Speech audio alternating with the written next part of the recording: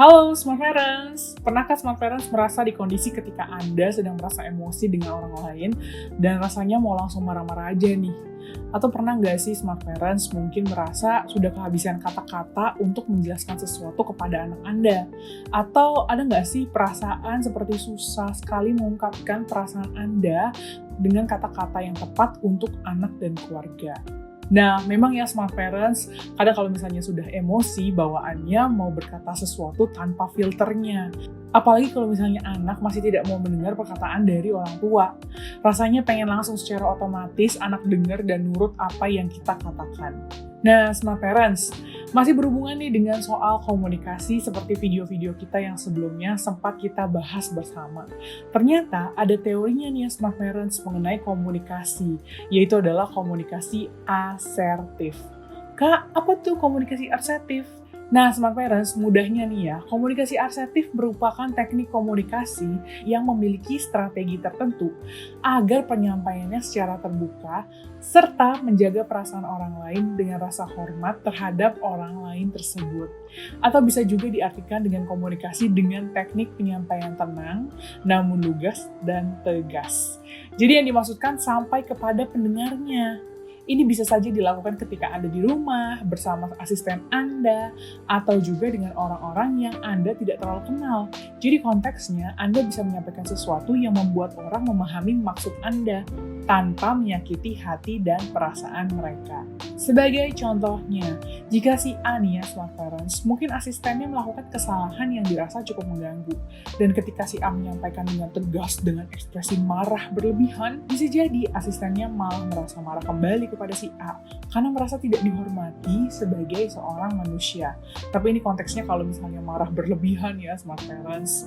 Tapi nih ya Smart Parents, jika si A menyampaikan aspirasinya terhadap apa yang dilakukan asistennya yang tadi secara asertif, kemungkinan besar asistennya akan merasa bersalah dan benar-benar menjadi lebih berhati-hati daripada sebelumnya.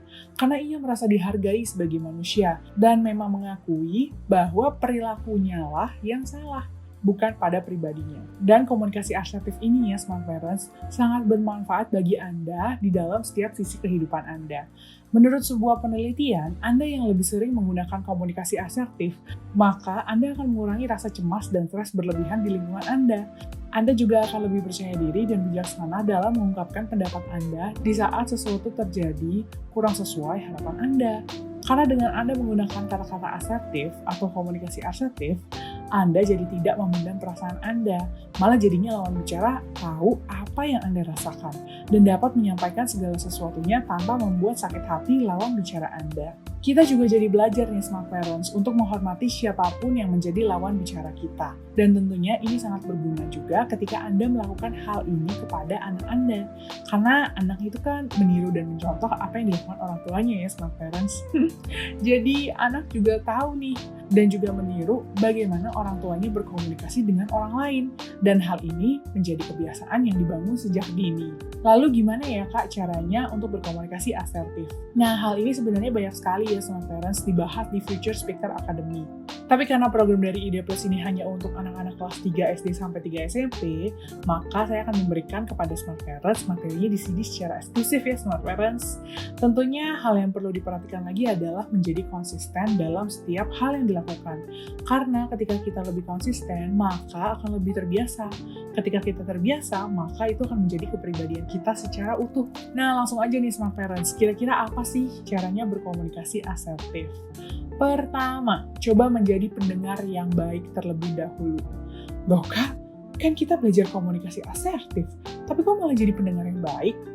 Nah, Smart Parents, ketika Anda menjadi pendengar yang baik, maka lawan bicara Anda secara otomatis akan merasa dihormati dan didengar dari sisinya mereka.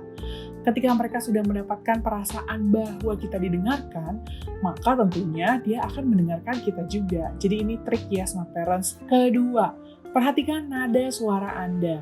Ketika di Future Speaker Academy for Kids, dibahas nih Smart Parents mengenai vitamin. Mungkin Smart Parents yang sudah sering dengar di video-video kita sebelumnya, jadi nggak asing lagi ya. Yes, vitamin di sini tapi bukan soal suplemen nih Smart Parents, tapi lebih kepada volume, intonasi, artikulasi, dan juga meaning. Nah, kali ini kita fokus sama volumenya nih ya Smart Parents.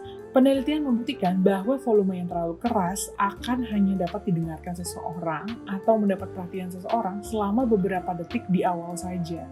Setelah itu, orang akan memiliki kecenderungan untuk menghindari, atau bahasa lainnya, masuk kuping kiri, keluar kuping kiri juga nih smart parents. Jadi penting untuk kita memperhatikan volume dari suara kita. Ketiga, mengenai meaning. Yap, betul sekali nih smart parents, arti dari hal yang ingin kita sampaikan. Memang kita tahu sih, kalau misalnya kita lagi emosinya yang meluap-meluap, emosi marah, kecewa, sedih, atau kesal, rasanya tuh pengen langsung to the point aja nih terhadap hal yang ingin kita sampaikan tanpa memfilter terlebih dahulu.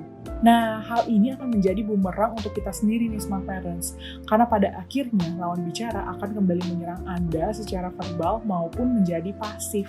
Menjadi penting dalam menyampaikan pendapat, tidak menyerang pada pribadi seseorang, tapi fokus pada kejadian atau perilaku yang tidak sesuai pada momen itu.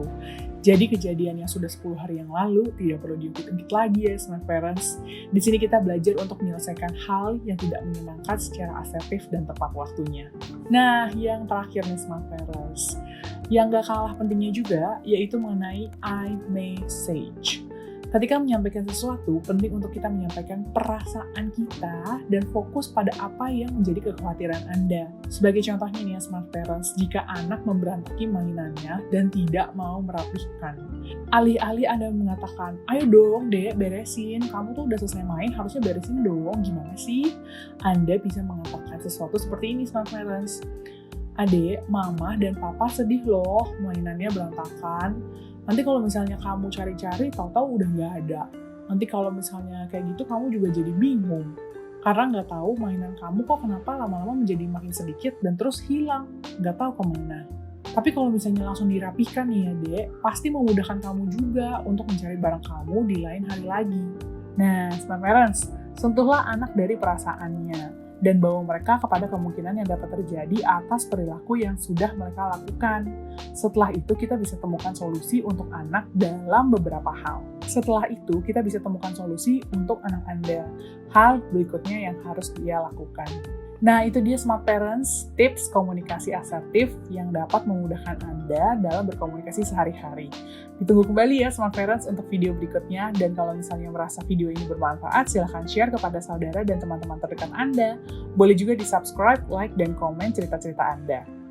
Terima kasih sudah mendengarkan bersama Ide Plus, Inspirasi dan Edukasi Parenting. Sampai jumpa di video berikutnya.